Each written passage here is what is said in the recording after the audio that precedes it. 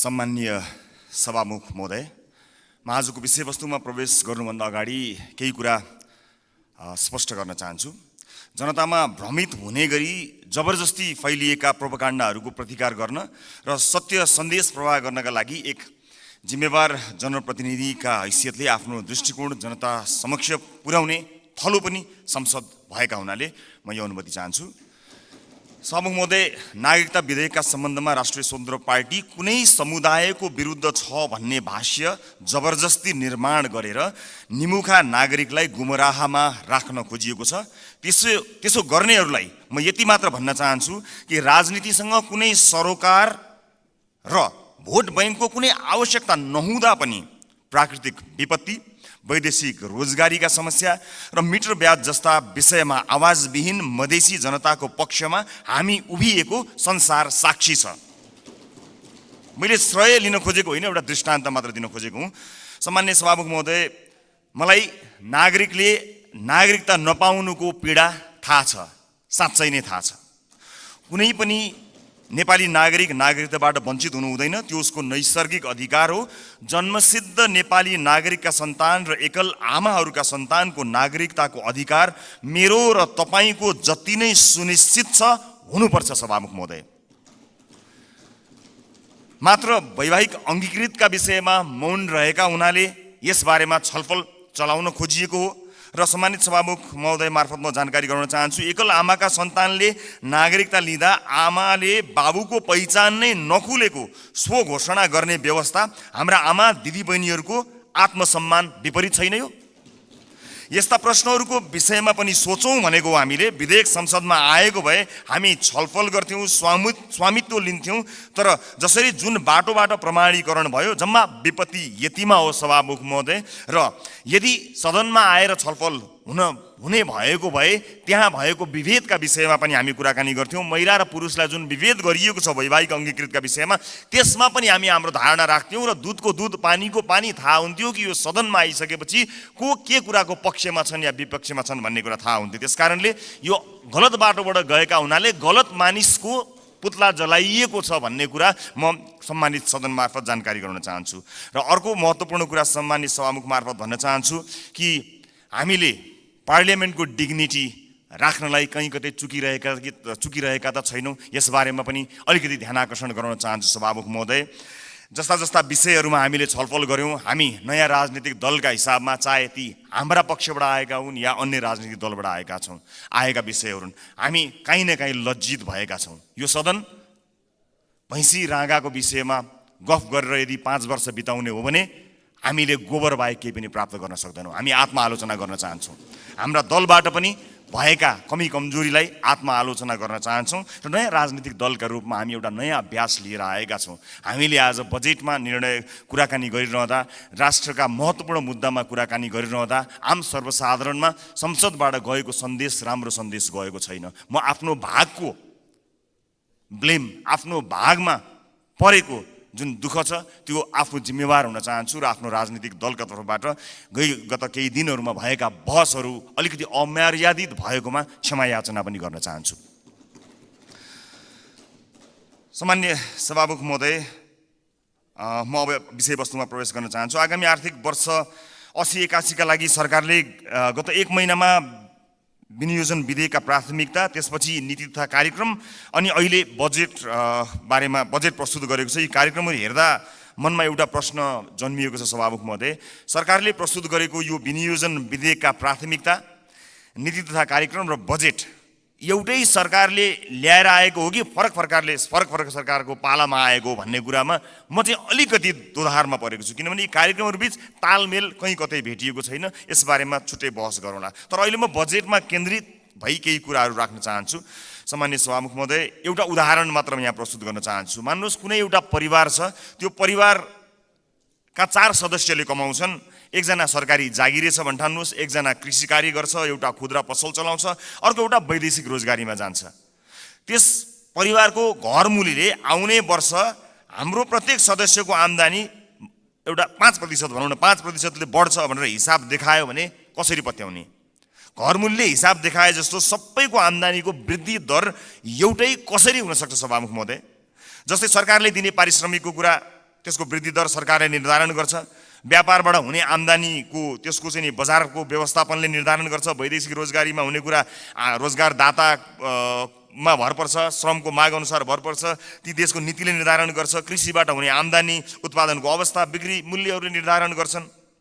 मैले दृष्टान्त दिएको घरमूलीको त्यो 5% बेसुरा अनुमानको उदाहरण हाम्रो अर्थमन्त्रीज्यूको अनुमानसँग ठ्याक्कै मिल्छ कि भन्ने मलाई लागेको छ। यो बजेटमा माननीय अर्थमन्त्रीज्यूले चालु आर्थिक वर्षको जम्मा राजस्वको संशोधित अनुमानभन्दा आगामी आर्थिक वर्ष चाहिँ 24.37%ले राजस्वको वृद्धि हुने अनुमान गर्नुभएको छ। यो अङ्क याद गर्नुहोला माननीय सदस्यहरू, 24.37। यस बजेटमा माननीय अर्थमन्त्रीज्यूले राजस्वका 90 वटा शीर्षकहरूमध्ये 68 वटा शीर्षकहरूबाट प्राप्त हुने राजस्वको मूल्य दर 24.37% नै हुन्छ भन्ने अनुमान गर्नुभएको छ।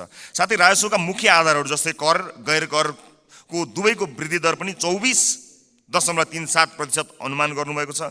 त्यसै गरी करका स्रोतहरूमा आय, मुनाफा तथा पुँजीगत लाभमा लाग्ने कर, वस्तु तथा सेवामा आधारित कर र वैदेशिक व्यापारमा लाग्ने कर सबैको वृद्धि दर 24.37% हुन्छ भन्ने अनुमान गर्नुभएको छ।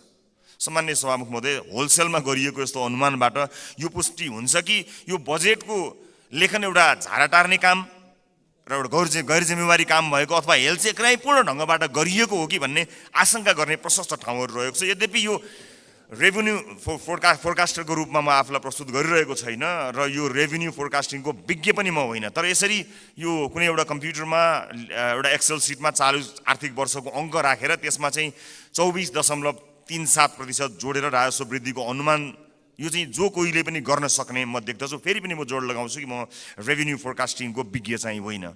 यस्तो हचुवाको भरमा अनुमानित बजेट प्रस्तुत गर्नलाई विद्वान अर्थमन्त्री अथवा विद्वान अर्थ मन्त्रालयका उच्च पदस्थ अधिकारीहरूको आवश्यकता पर्दैन भन्नका लागि चाहिँ रेभेन्यू फोरकास्टर हुनु पर्दैन भन्ने मलाई लाग्दछ। सभामुख महोदय, मैले नेपालको विगत केही वर्षको राजस्व, कर र गैर करका वृद्धि दर पनि हेरेको छु, जसमा कुनै पनि वर्ष हाम्रो राजस्वको वृद्धि दर, करको वृद्धि दर र गैर करको वृद्धि दर समान छँदै छैन।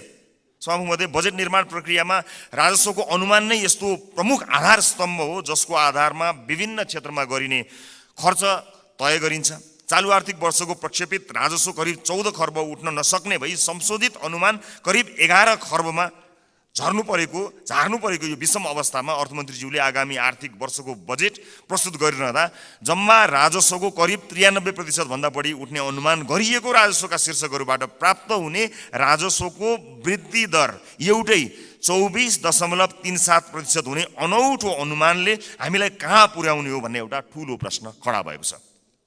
चालु आर्थिक वर्षमा लक्ष्य अनुसार राजस्व सङ्कलन हुन नसक्दाको परिणाम स्थानीय तहमा हस्तान्तरण हुने समानीकरण अनुदानको 50% कटौती गर्ने अवस्थामा सरकार पुगेको सर्वविदितै छ। यस्तो हचुवाको भरमा प्रक्षेपण गरिएको राजस्वमा आधारित आगामी वर्षको बजेटले हामीलाई, यो मुलुकलाई कहाँ पुर्याउने हो, ठुलो प्रश्न खडा भएको छ।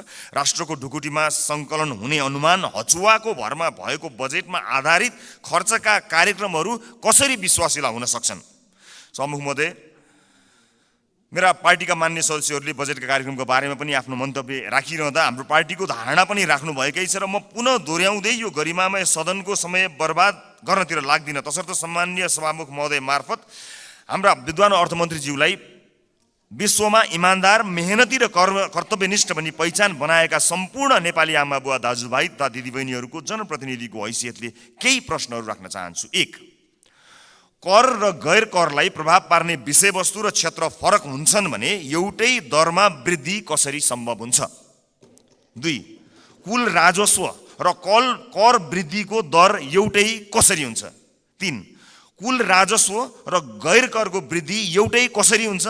4, अझै उदेक लाग्दो चाहिँ कर र गैर कर जसको आधार र प्रकृति बिल्कुल भिन्न हुन्छ, यिनीहरूको वृद्धि दर कसरी एउटै हुन्छ? मेरो प्रश्न। 5, करका विभिन्न स्रोतहरूको वृद्धि दर फेरि एउटै कसरी हुन्छ? 6, राजस्वका 90 शीर्षकहरूमध्ये 68 वटा शीर्षकहरूबाट प्राप्त हुने राजस्वको वृद्धि दर एउटै कसरी हुन्छ? यी यी प्रश्नहरूले यस्तो हचुवाको भरमा प्रक्षेपित राजस्वको आधारमा खर्च गर्न बजेटमा प्रस्ताव गरिएका विभिन्न कार्यक्रमहरूको बारेमा छलफल र टीका टिप्पणी गर्नुको कुनै औचित्य छ कि छैन भन्ने कुरा खडा गरेको छ सभामुख महोदय। झोलामा कति पैसा आउँछ भन्ने हचुवाका भरमा गरिएको अनुमानबाट गरिने खर्चका बारेमा छलफल गरेर गरिब जनताबाट सङ्कलन गरिएको राजस्व दुरुपयोग गर्नु कति उपयुक्त हुन्छ, यो पनि एउटा प्रश्न भएको छ। सम्मान्य सभामुख महोदय, अर्थमन्त्रीज्यूले भर्खरै उठाएका प्रश्नहरूका सम्बन्धमा नेपाली जनतालाई स्पष्ट पार्नुहुनेछ भन्ने मैले आशा लिएको छु। यदि यसको स्पष्ट र विश्वास लाग्दो आधार नेपाली जनता सामु आएन भने सत्ता पक्षका माननीय सांसदहरूले यो बजेटलाई कुन नैतिकताले पास गर्नुहुन्छ होला, मैले गम्भीर प्रश्न खडा गरेको छु। सम्मान्य सभामुख महोदय, राष्ट्रिय स्वतन्त्र पार्टी यो सदनमा उपस्थित भइसकेको छ। विगतमा जे भए पनि अब त्यसरी नचलोस्। माननीय अर्थमन्त्रीज्यूले मैले उठाएका प्रश्नहरूको विश्वासिलो आधारसहितको भरपर्दो जवाब दिनु सक्नु भएन भने मलाई आशा छ उहाँ राजस्व अनुमानमा संशोधित प्रस्ताव लिएर आउनुहुनेछ। हामी सृजनात्मक र रचनात्मक प्रतिपक्षको भूमिका निर्वाह गर्दै उहाँको संशोधित बजेटलाई पारित गराउन फेरि अग्रणी भूमिका निर्वाह गर्नेछौँ। सभामुख महोदय, सचेत नेपाली जनताहरूले हेरिरहेका छन्। बहुमतको आधारमा यस्तो हचुवाको भरमा अनुमान गरिएको राजस्वमा आधारित बजेटलाई पास गरेर अघि जाने हो भने यसको जिम्मेवारी पास गर्नुहुने सम्पूर्ण माननीयज्यूहरूले लिनुपर्नेछ। गल्ती हुन सक्छन्, त्यसलाई सच्याएर अघि बढ्नु इमान्दारिता र महानता हो। भएको गल्तीलाई सच्याउन सत्तापक्ष र प्रतिपक्ष नभई हामी कुनै अर्को पक्ष भइराख्नु पर्ने छैन, एकै ठाउँमा उभिन सकिन्छ। यो राष्ट्रले जित्ने कुरा भएको हुनाले परम्पराको नाममा बहुमतले पेलेर जाने मनस्थिति बनाइयो भने त्यसको परिणाम अवश्य पनि यो देशले भोग्नुपर्ने छ, सत्ता पक्ष या विपक्षले भोग्नुपर्ने छैन। त्यसैले मान्य सदस्यहरूले तथ्यमा आधारित भएर आफ्ना विवेक प्रयोग गर्नुहुनेछ भन्ने कुरामा मैले आशा राखेको छु र एउटा आशंका उब्जिएको छ। म सभामुख मार्फत माननीय अर्थमन्त्रीज्यूलाई सोध्न चाहन्छु, स्पष्ट पारिदिनु होला कि यसपटकको विकास बजेट डडेलधुरामा कति पार्नु भएको छ, नुवाकोटमा कति पार्नु भएको छ, गोर्खामा कति पार्नु भएको छ? एउटा गम्भीर प्रश्न खडा भएको छ।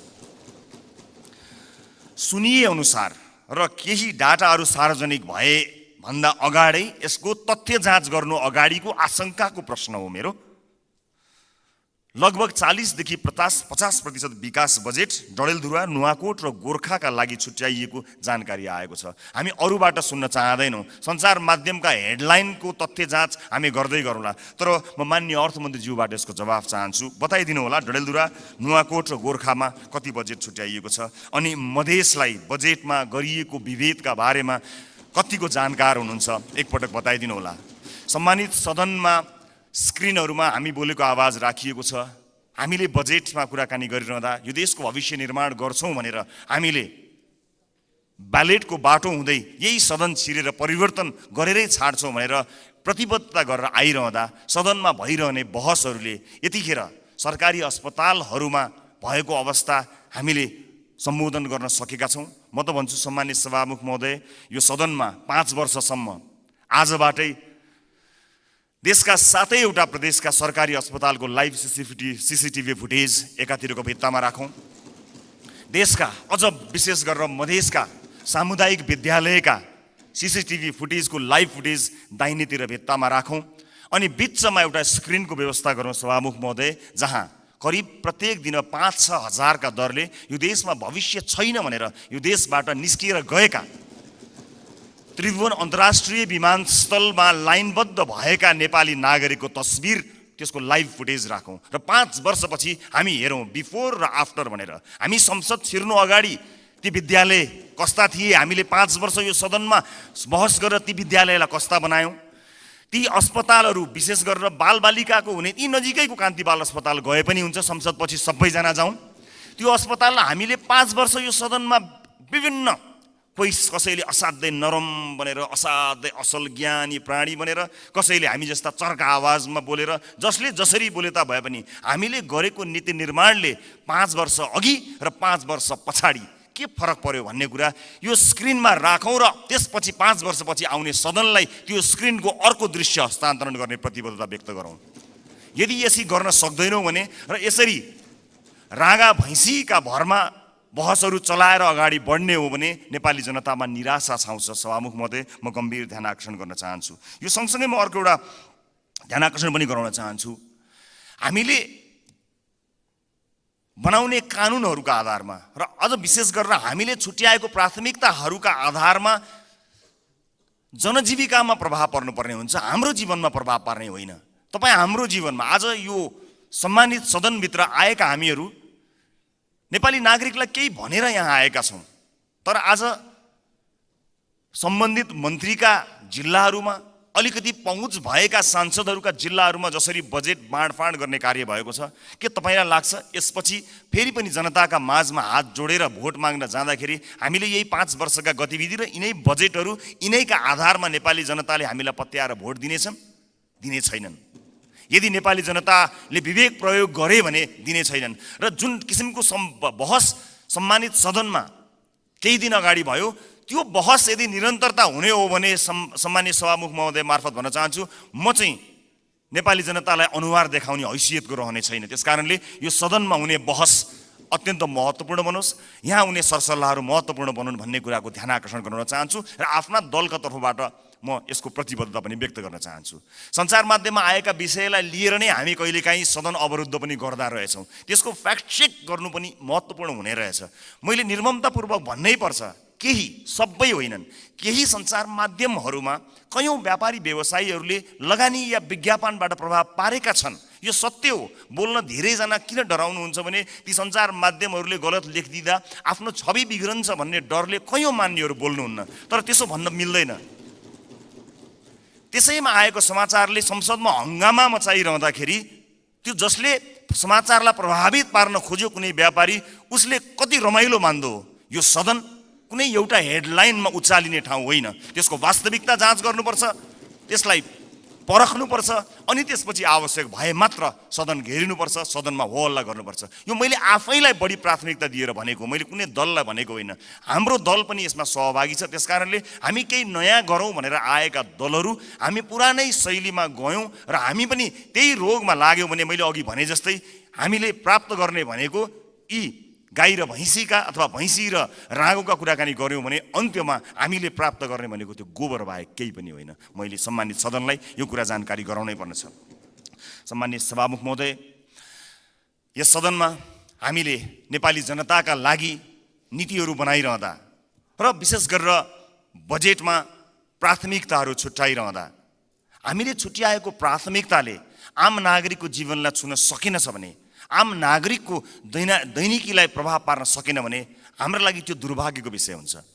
सरकारले विदेशमा रहेका नागरिकका लागि पनि अब भोटिङ राइट्स दिने, विदेशमा रहेका नेपाली नागरिकले पनि भोट हाल्न पाउने अधिकारको सुनिश्चितता गर्ने भनेर भन्यो, तर कहाँ छुट्याउनु भयो अर्थमन्त्रीज्यू बजेट? त्यसका लागि लगत सङ्कलन गर्न जानु पर्ला, निर्वाचन आयोग विदेशमा रहेका नेपालीहरूको बारेमा जानकारी लिन जानुपर्छ, त्यसका लागि कहाँ कतै मैले बजेटमा कतै मैले देखिनँ कि, मलाई क्षमा गर्नुहोला, तर त्यसलाई तपाईँले भन्नलाई त भनिदिनु भयो होला, तर प्राथमिकतामा राख्नु भएन।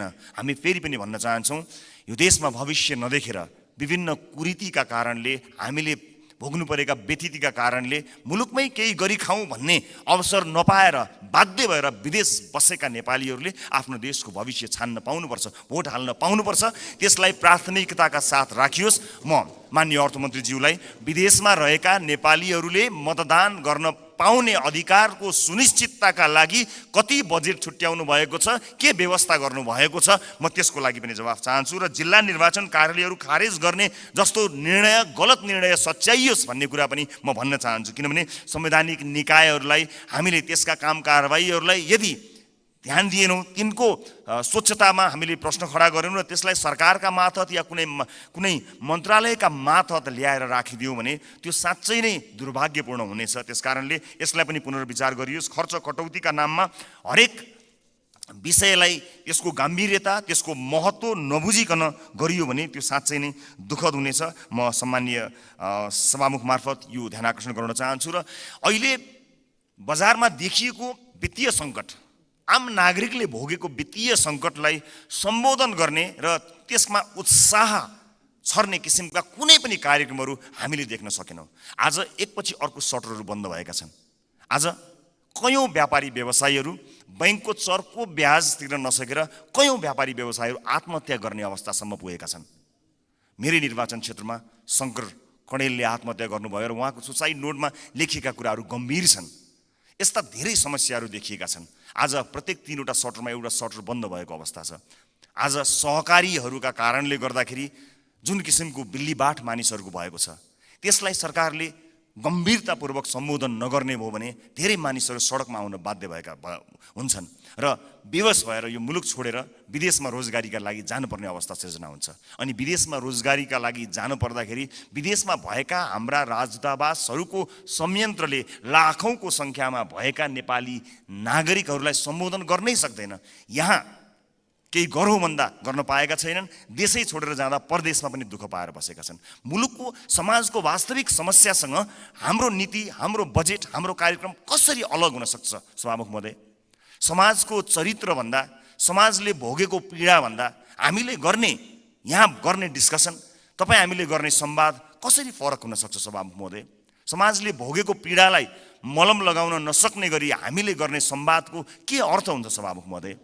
त्यसकारणले म विनम्रतापूर्वक अनुरोध गर्न चाहन्छु सभामुख महोदय मार्फत कि नेपाली जनताको पीडालाई, नेपाली जनताले आज भोगेका समस्याहरूलाई त्यसलाई महसुस गरेर, त्यसलाई लिपिबद्ध गरेर हामीले बजेटमा ध्यान दिनुपर्छ। र अन्त्यमा आगामी वर्षका लागि हामीले यसो गर्न सक्छौँ कि सानो एउटा सुझावसहित म बिदा माग्छु।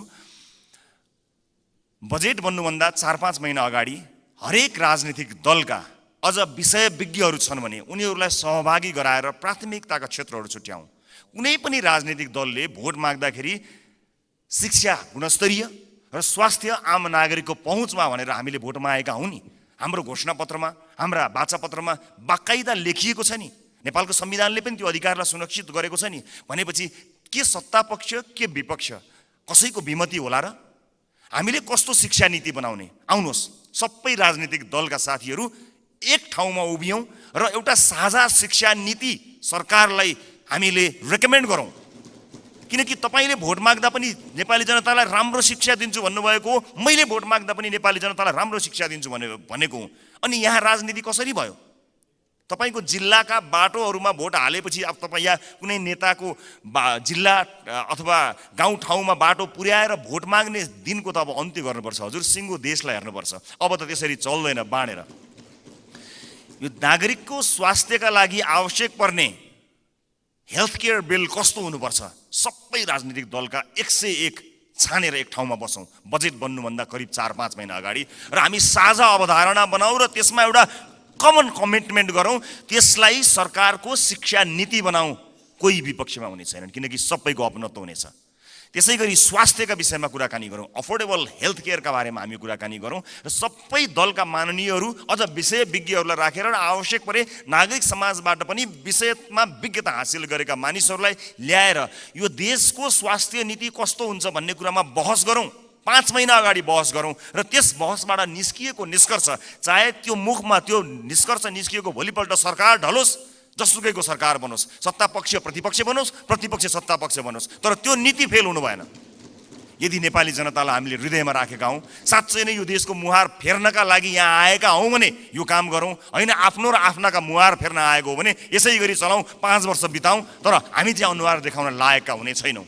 देशको मुहार जस्ताको तस्तै, तर राजनीतिज्ञको मुहार कति धेरै चम्किलो भएको छ हेर्नुहोस् त। किनकि हामीले जनताका मुद्दालाई चुनावका बेलामा मात्र सम्झ्यौँ, चुनाव पछाडि बिर्स्यौँ। म सम्पूर्ण माननीय सदस्यहरूलाई सत्तापक्ष प्रतिपक्ष जहाँ रहनु भएको छ म सबैलाई विनम्रतापूर्वक अनुरोध गर्न चाहन्छु। नागरिकता विधेयकमा पनि हामीले भन्न खोजेको त्यही हो।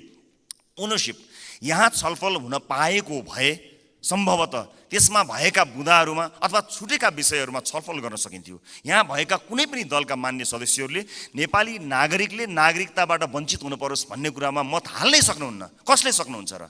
विमति कसैको पनि हुने छैनन्। तर सबैले अपनत्व महसुस गरी सही ढङ्ग र सही बाटोमा आएको भए अहिले सम्भवतः सम्मानित अदालतमा गएर त्यो अड्किने थिएन। अनि त्यसको दोष केही दलहरूले लिनु परेको छ, वास्तवमा होइन। नेपाली नागरिकले नागरिकता प्राप्त गर्नुपर्छ भन्ने कुराको विरोधमा, त्यसको विपक्षमा कोही पनि नेपाली हुनै सक्दैन। तर त्यसभित्रको अन्तर्वस्तुमा पछिसम्मलाई सोचेर संवेदनशील विषयहरूमा यो सदन जहाँ नयाँ माननीयहरू र नयाँ राजनीतिक दलका रूपमा हामी पनि आएका छौँ, हामी पनि यसमा सहभागी हुन चाहन्छौँ अनि हामी पनि यो छलफलमा सहभागी हुन चाहन्छौँ, अन्तर्वस्तुमा कुराकानी गर्न चाहन्छौँ र त्यो विधेयकले छुटाएका तर महत्त्वपूर्ण विषयमा हामी योगदान दिन चाहन्छौँ र इतिहासलाई त्यो दस्तावेजमा हामी पनि सही साक्षी हौँ भनेर भन्न चाहन्छौँ।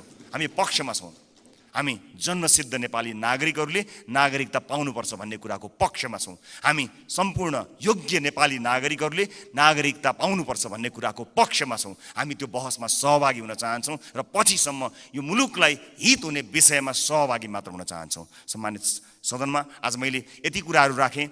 मलाई विश्वास छ हामीले गरेका बहसहरू केवल बहसका लागि होइनन्। हामीले भनेका यी शब्दहरू, हामीले प्रकट गरेका हाम्रा धारणाहरू केवल यतिकै एउटा धारणा राख्नलाई गरिएका विषयवस्तु होइनन्। विशेष गरेर यसपटकको संसदका सबै जस्तो सेसनहरूमा, सबै जस्तो विषयहरूमा आम नागरिकको चासो तुलनात्मक रूपमा अघिल्ला वर्षहरूको भन्दा बढी भएको एउटा डाटाले बताएको छ। अर्थात् नेपाली नागरिकहरू तुलनात्मक रूपमा नेपालको संसदमा भइरहेको बहसलाई अचेल, अत्यन्त गम्भीरताका साथ हेरिरहेका रहेछन्। एउटा अध्ययनले त्यो बताएको छ। यस्तो चासोको विषय बनेको यो सदन हाँसोको विषय नबनोस्, महत्त्वपूर्ण निर्णयहरू आउन सकुन् र एक अर्कामा सहकार्य गर्दै संसदीय मर्यादालाई कायम राख्दै बहसहरू कायम गरेर मुलुकका लागि केही चिज दिन सकियोस्। र यो 5 वर्षमा जसरी भनिन्छ नि, हामी हाम्रो जीवनको 5 वर्षलाई पल्टाएर हेऱ्यौँ भने 5 वर्ष अगाडि हामी कहाँ थियौँ र 5 वर्ष पछाडि हामी कहाँ छौँ भन्ने कुरा हामी सजिलै हेर्न सक्छौँ। व्यक्तिको जीवनमा 5 वर्षको धेरै ठुलो महत्त्व हुन्छ। देशको जीवनमा पनि त्यो 5 वर्षको अझ धेरै महत्त्व हुन्छ। त्यसकारणले हामी यो सदनको जब अन्तिम दिनमा यहाँ बोल्नेछौँ, अघि मैले भने जस्तै हामीले विशेष गरेर देशको टड्कारो समस्यामा रहेका नागरिकको स्वास्थ्यमा यो 5 वर्ष सदनभित्र आएर हामीले के गर्यौँ त्यो भन्न पाइयोस्। त्यसपछि निर्वाचित हुने मान्यज्यूहरूलाई बुझाउन पाइयोस् हामीले यो देशका लागि यति गर्न सक्यौँ, बाँकी तपाईँको जिम्मा भन्न सकियोस्। अघिल्लो सदनले हामीलाई के बुझायो? आज अघिल्लो सदनले बुझाएका कयौँ भ्रष्टाचारका काण्डहरू काँधमा बोकेर हामी हिँड्नु परेको छ। त्यसको निराकरण गर्नुपर्दाखेरि यहाँ एउटा दलको नाम आयो भने अर्को दलले विभिन्न बाहनामा बार्गेनिङ गरेर त्यसलाई विषयान्तर गर्न खोज्ने हो कि भन्ने आशंका पैदा भएको छ। एउटा विषय उठ्छ, त्यसपछि त्यो विषय सेलाउँछ, अर्को विषय उठ्छ। कता कता आशंका पैदा भएको छ। मैले भनेको थिएँ कि कहीँ पुराना राजनीतिक दलहरू एक अर्काको पोल खुल्ला भनेर आत्तिएका त छैनन्, विषयान्तर गर्न लागिरहेका त छैनन्। हामीलाई डर भएको छ। नेपाली जनताले नयाँ म्यान्डेट दिएर पठाएको राजनीतिक दलका रूपमा हामी पुराना माननीयज्यूहरूबाट सिक्न चाहन्छौँ, बुझ्न चाहन्छौँ। तपाईँको राजनीतिक लडाइँ र तपाईँको राजनीतिक इतिहासको मानमर्दन गर्ने हाम्रो ध्येय कहीँ पनि छैन। कुन सङ्घर्षले तपाईँले आज यो दिन ल्याउनु भएको छ? हामी त सजिलै राजनीतिमा आयौँ। साँच्चै भन्नुपर्दा हामीलाई राजनीतिमा त्यो सङ्घर्ष गर्नु परेन। तपाईँहरू त राज्यले लखेटेको, राज्यले मार्छु भनेको, भूमिगत बस्नु परेको, जेल जीवन बिताउनु भएको त्यति ठुलो सङ्घर्ष गरेर तपाईँहरूले यहाँ ल्याउनु भएको छ। हामीलाई गर्व छ तपाईँहरूप्रति। तर गर्व गर्न लायक, तपाईँको इतिहासमा गर्व गर्न लायक वर्तमान भइदियोस् भन्ने मात्र हाम्रो चाहना हो। एक अर्काप्रतिको वैमनस्यता, एक अर्काप्रतिको तिक्तता सम्मानित सदनमा तपाईँहरू उखिरहँदा हामी के हेर्ने, मुस्कुराउने कि ताली पड्काउने कि ढ्याप गर्ने कि मुख छोप्ने, त्यस्तो अवस्था हामीलाई सृजना नगरिदिनु होला। किनकि नेपालको राजनीतिमा तपाईँले दिनुभएको योगदानको हामी कदर गर्न चाहन्छौँ। हामी त्यो पुस्ता बन्न चाहन्छौँ जो अघिल्लो पुस्ताले गरेको राजनीतिक योगदानको उच्च मूल्याङ्कन गर्न सकोस्। तर सम्मानित सदनमा एउटा पार्लिमेन्टको डिग्निटीलाई नै हल्लाइदिने किसिमका गतिविधि हुँदाखेरि कता कता हामीलाई पनि त्यो रोग सरे जस्तो पनि कहीँ दिनमा भयो। हामी त्यो रोग सार्न चाहन्नौँ मान्यज्यूहरू, हामी त्यो रोग सार्न नै चाहन्नौँ। हामी तपाईँलाई त्यही सम्मानित स्थानमा राख्न चाहन्छौँ जुन सम्मानको तपाईँहरू लायक हुनुहुन्छ। हामी नयाँ पुस्ताका राजनीतिज्ञहरूलाई तपाईँहरूले एउटा यस्तो संस्कारको विकास गरिदिनुहोस्, एउटा यस्तो संस्कार दिनुहोस् ताकि हामी भोलि पनि गर्व गर्न सकौँ कि हामीले यो तपाईँबाट सिकेका हौँ। हामीले नेपाली कङ्ग्रेसबाट सिक्यौँ, हामीले नेकपा एमालेबाट सिक्यौँ, हामीले नेकपा माओवादीबाट सिक्यौँ भनेर हामीले भन्न सकौँ, मधेसवादी दलहरूबाट सिक्यौँ, जसपाबाट सिक्यौँ भन्न सकौँ, हामीले नेताहरूको नाम लिएर भन्न सकौँ यी नेताहरूबाट हामीले सिकेको हो नि भन्न सकौँ। तर हामीले, माफ गर्नु होला, म क्षमा चाहन्छु, पछिल्ला केही गतिविधिहरूलाई हेर्दा हामीले चाहिँ उल्टो कुरा सिक्छौँ कि हामीलाई पो त्यो रोग सर्छ कि भन्ने डर पैदा भएको छ। म सभामुख मार्फत सम्मानित सदनलाई यति भन्न चाहन्छु कि नीति कार्यक्रमहरूभन्दा, कानुनहरूभन्दा र बजेटहरूभन्दा नेपाली जनतालाई मूलधारमा राखियोस्, देशको वर्तमान समस्यालाई मूलधारमा राखियोस्। वैदेशिक रोजगारीले गाँजेको यो देश यसका मूल समस्याहरूलाई मध्यनजर नराखिकन त्यसलाई नजरअन्दाज गरेर आँखा चिम्लिएर कहीँ पनि पुग्न सकिँदैन। त्यसकारणले नागरिकको स्वास्थ्य, नागरिकको शिक्षा र सामाजिक न्यायका पक्षमा उभिन सक्ने बनोस् बजेट, यही भन्न चाहन्छु। र म जाँदा जाँदै सभामुख महोदय, मैले अघि एउटै दर रेट भएको यो डकुमेन्ट म शीर्ष नेताहरूलाई म उपलब्ध गराउन चाहन्छु। यसले देखाउनेछ 24.37% जुन मैले डाटा प्रस्तुत गरेँ त्यो म अझ स्पष्ट हुने गरी एक-एकवटा प्रमुख राजनीतिक दल र अर्थमन्त्रीज्यूलाई जाँदा जाँदै हस्तान्तरण गर्नेछु। हस्, धन्यवाद, नमस्कार। माननीय सदस्य श्री राजेन्द्र प्रसाद लिङदेन, समय 15 मिनट। त्यस पछाडि माननीय सदस्य श्री रेखा यादव।